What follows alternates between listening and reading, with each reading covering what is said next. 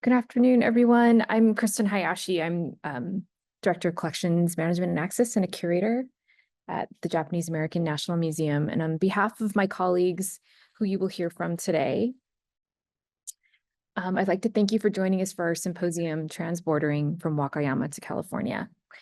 We first would like to thank the Agency for Cultural Affairs at the Government of Japan for sponsoring this symposium. Thank you so much for helping to make this happen.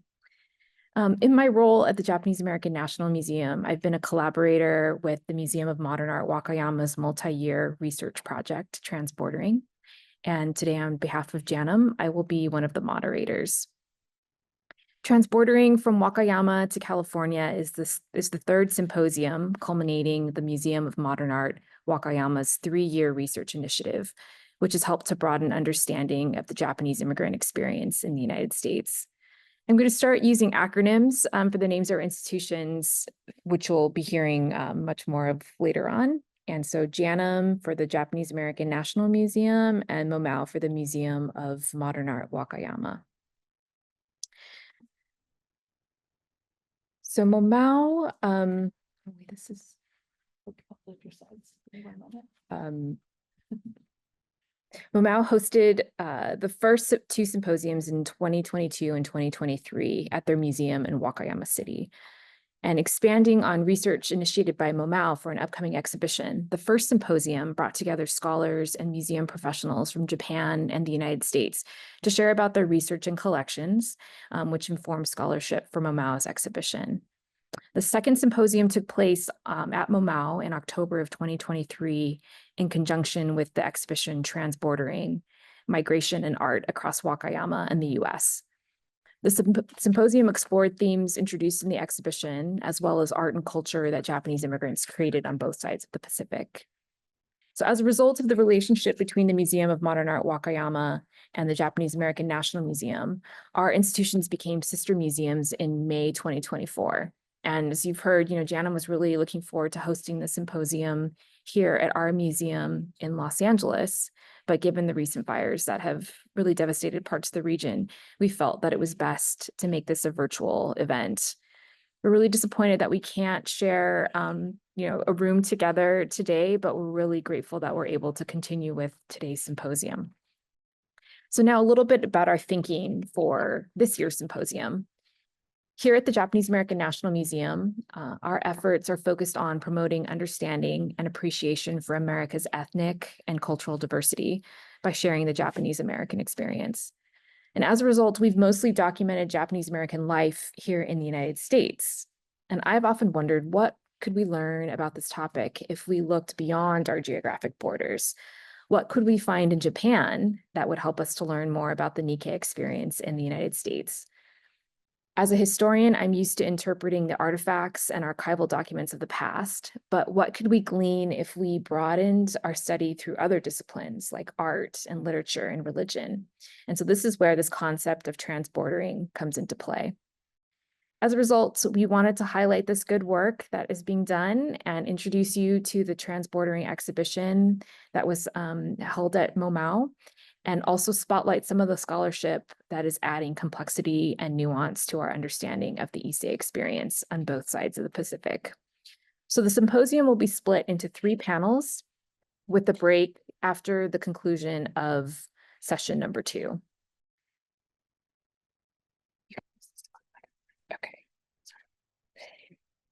Okay, so we're going to start with session number 1. So session number 1 is entitled JANM and MOMAW, Transcending Borders to Further Research. This session highlights the history and unique characteristics of our 2 museums' collections, along with the collaborative efforts undertaken over the past 3 years, which have culminated in an exhibition that you've been hearing about, Transbordering, Migration and Art Across Wakayama and the US. So I will begin by providing a visual journey through JANM's collection to show how we can trace connections between Wakayama and California. Following my presentation, you will hear from Ichiro Okumura, Educator-in-Chief and Curator at the Museum of Modern Art Wakayama. And finally, you'll hear from Dr. Kanai Aoki, curator at the Museum of Modern Art, Wakayama. We'll have some time for comments and discussion at the very end, so please feel free to add your questions to the Q&A feature at the bottom of your screen or to the chat. So my presentation is entitled Tracing Wakayama to California through JANM's permanent collection. So the Japanese American National Museum has been amassing the largest collection of Japanese American artifacts, archival materials, and artworks in the world. And we started creating this collection in 1986. And as you can see from some of the images here, our collection is very encyclopedic. We have artifacts, artworks, photographs, documents, textiles that tell the entire Japanese American experience from early immigration to the present.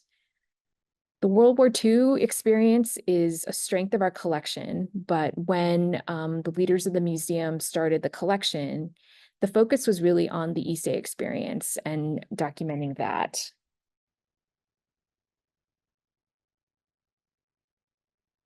And so today I'm just highlighting some of the items in our collection, artworks, photographs, and artifacts that really help us to tell the immigration experience from Wakayama to California.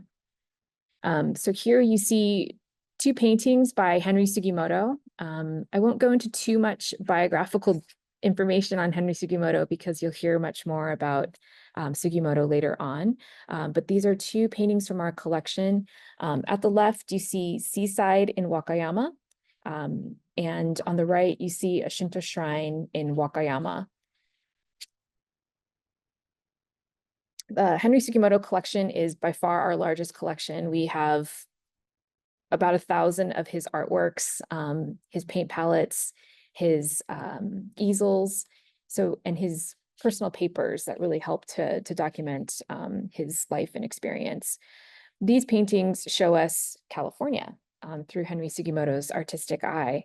At the left, even though it's untitled, we know that this is an ocean view from Carmel, which is on the central coast of California, and Sugimoto painted this in 1938. On the right, although it's untitled, just based on when it was painted, we believe that this is the California coastline, possibly Carmel. But when I look at it, to me, this looks like the Wakayama coastline too. It looks like the areas around like Kushimoto or Shio no Misaki. And so I really like that, Sugimoto, he's painting both of his homes, his home in Wakayama, as well as his home in California. And you see the similarities between these two regions. The Issei experience in the United States is also captured through artist Tokio Ueyama's artwork. Ueyama is also from Wakayama. And here are just a couple paintings from our collection by Ueyama. At left, you see Mrs. Ueyama in kimono, a painting of Sue Ueyama. And this was painted in 1929 as a wedding gift to her. And on the right, you see an untitled painting that there are clouds over barracks at Amachi, which was the concentration camp in Colorado where the Ueyamas were detained during World War II. I really like this photograph. This is a group photograph of a Southern California girls' school, possibly a sewing school, and their spring picnic at White Point Beach, which is located near San Pedro, very close to Terminal Island. Terminal Islands, we know, and you'll hear about later on in the presentation, was a place where a lot of immigrants from Wakayama settled and were involved in the fishing industry. But I just love this photograph of all these, women, at the beach and their daughters. And this is from April of 1922. We have portraits in our collection like this one of a family. This is Sadataro and Haru Kuramoto and their family in their home on Terminal Island. in celebration of New Year's Day, 1934. And the Kuramotos are from Wakayama, and contributed quite a few artifacts to our collection, including this beautiful portrait.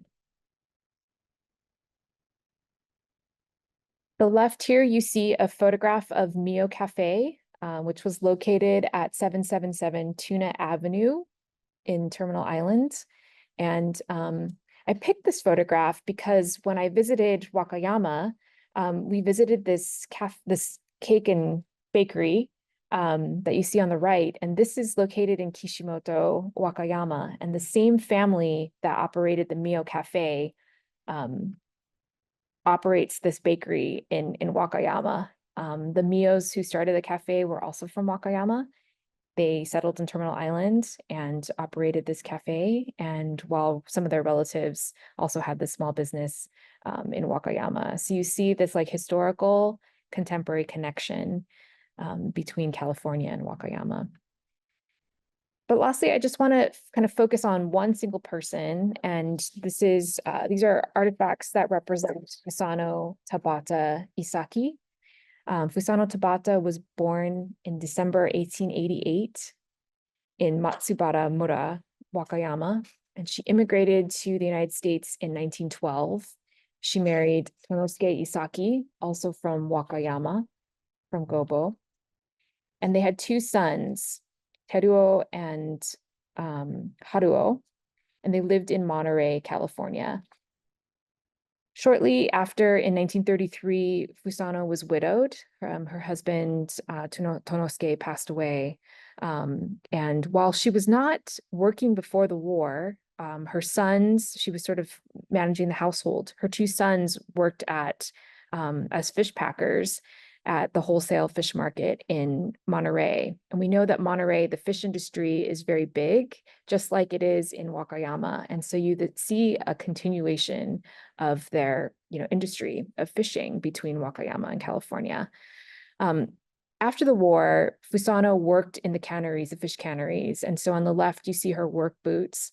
And on the right, you see this crate for the Pacific Mutual Fish Company, which was operated by Japanese immigrants in Monterey. And this is an ofuro that the Isaki family had in their home in Monterey.